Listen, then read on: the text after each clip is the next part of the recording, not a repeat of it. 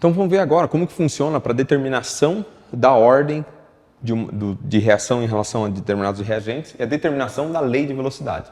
Então pensando nessa reação química aqui, a lei de velocidade tem essa expressão, ou seja, a velocidade depende de uma constante que depende da pressão dos dois gases reagentes, cada qual elevada a uma certa ordem de reação. Nós precisamos determinar esses valores de M e N aqui a partir de dados experimentais.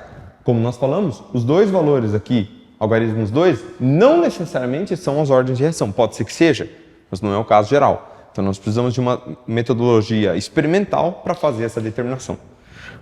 O problema está no fato de que quando nós queremos determinar a ordem de uma reação, eu preciso fazer com que a velocidade dependa apenas da concentração ou da pressão de um dos reagentes. E isso não é fácil de fazer conceitualmente, por quê? Porque não tem como uma reação prosseguir variando a concentração de apenas uma das espécies. Em geral, a gente precisa, todas as reações químicas, para que elas avancem, todos os reagentes vão ter que ter as suas concentrações variando, afinal todos eles têm que participar da reação.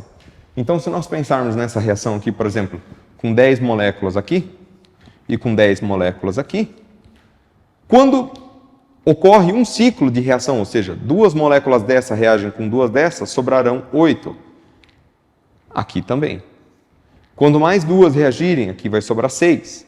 E aqui também. E assim por diante. Ou seja, à medida que a concentração desse daqui varia, a concentração desse daqui varia na mesma taxa absoluta. Agora, como que eu poderia fazer para isolar o comportamento apenas de uma das espécies? Um dos métodos para se fazer isso é o chamado método do excesso. Ou seja, se eu coloco um dos reagentes num excesso muito grande, embora a concentração dele varie, a variação vai ser tão pequena que vai parecer que ele não está variando.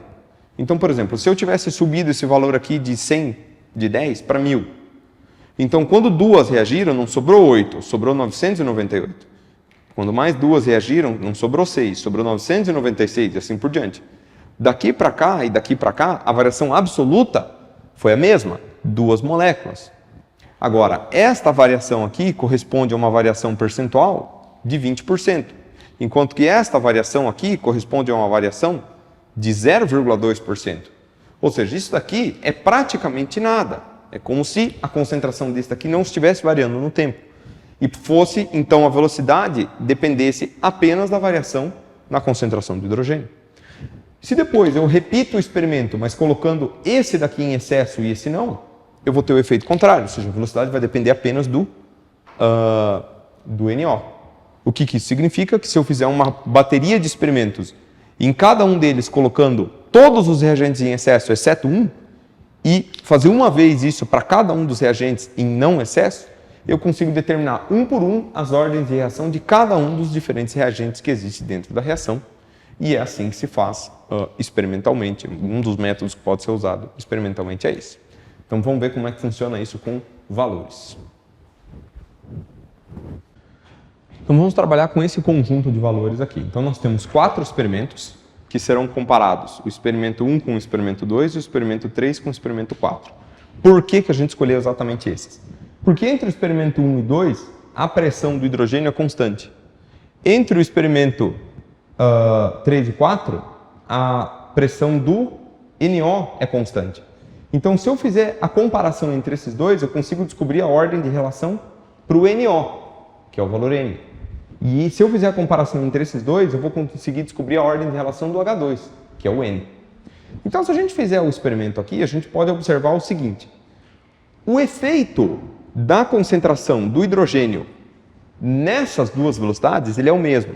Por que ele é o mesmo? Porque as duas concentrações são iguais. Então, o quanto elas interferem nessa velocidade ocorre na mesma extensão.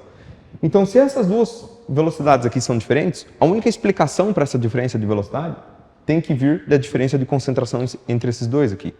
Então, se a gente comparar de 145 para 289, é um aumento de aproximadamente 2 vezes. Por quê? 145 vezes 2 dá 290. Então, a gente pode usar os valores arredondados. Então, um aumento de aproximadamente 2 vezes causa um aumento de quantas vezes na velocidade? Aproximadamente 2 vezes também. Ele não é exatamente 2, mas a gente pode trabalhar com os valores arredondados, tendo em vista que a cinética é uma reação que está evoluindo no tempo. O próprio ato de medida leva tempo para ser feito. Ou seja, é absolutamente natural que a própria medida tenha uma certa flutuação dependendo do tempo que ela levar para ser feita. Então a gente pode trabalhar com os valores arredondados. Então vamos pensar da seguinte maneira. O dobro da concentração desse daqui afeta pelo dobro a concentração, afeta pelo dobro o valor da velocidade. Isso é equivalente a dizer que o dobro da concentração do NO elevado à sua ordem de reação, que é m, isso aqui tem que ser visto como um efeito na velocidade, que é 2. Mesma coisa aqui, só que aqui quem está contribuindo para a velocidade agora é só o H2, porque a contribuição do NO é constante. Então aqui também está acontecendo de aproximadamente dobrar a concentração ou a pressão do H2, só que a velocidade não está variando por 2 vezes, ela está variando por aproximadamente 4 vezes. Ou seja, se eu fizer aqui 2 vezes o valor da velocidade, isso elevado à sua ordem de reação, que é o valor n, esse n veio daqui, então isso daqui tem que dar um efeito na concentração, efeito na velocidade, que é de 4 vezes. Só tem 2 números que satisfazem essas duas relações. Aqui, o número que satisfaz é m igual a 1. E aqui eu tenho o valor n igual a 2. Porque 2 elevado a 1 é 2, 2 elevado a 2 é 4. Nenhum outro número aqui daria o valor de 4 aqui dentro. Então, quer dizer, eu posso dizer que esta lei de velocidade aqui corresponde ao valor K, pressão do NO elevado a 1, que é esse valor aqui, pressão do H2 elevado a 2. Esta daqui vai ser a lei de velocidade agora. Tudo bem?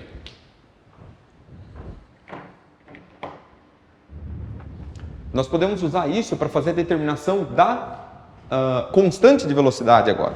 Então a gente poderia pensar assim, qual que é a constante de velocidade? Eu tenho que substituir valores para as pressões e substituir valor para a velocidade também. Então se a gente isolar esse K aqui, eu posso escrever o seguinte, K é igual a velocidade dividido por pressão do NO elevado a 1, pressão do H2 elevado a 2. Se eu escolher, por exemplo, primeiro conjunto de valores, a velocidade é 1,60 torr por segundo. As pressões dos dois casos ali, 289 torr e 400 torr, perdão. Só que esse valor de 400 torr aqui, ele está ao quadrado. Então, se eu calcular esse valor de K, ele vai me retornar o valor de 3,46 vezes 10 a menos 8. Qual que vai ser a unidade? Torr com torr vai se cancelar, mas vai sobrar esse torr aqui a menos 2, segundo a menos 1 que veio aqui de cima. Então, esse aqui vai ser o valor da constante de velocidade.